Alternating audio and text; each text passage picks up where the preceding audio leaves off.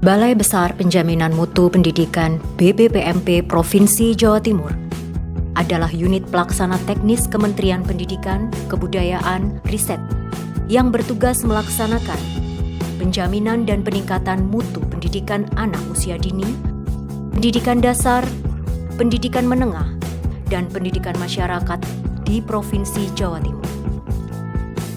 Dalam memberikan layanan terhadap para stakeholder, kami berkomitmen untuk tidak menerima gratifikasi.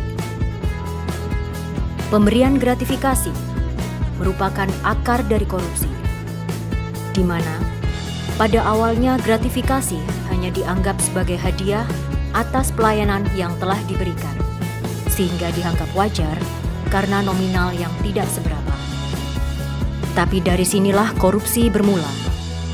Padahal, apapun yang kita berikan kepada penyelenggara negara maupun ASN, termasuk gratifikasi.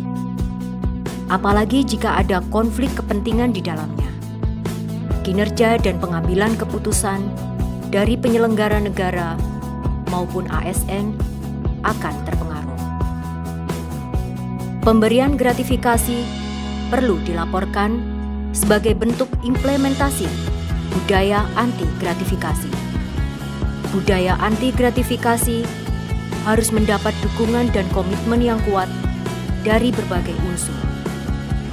Budaya anti gratifikasi harus terus digaungkan agar terwujud birokrasi yang bersih dan bebas dari korupsi.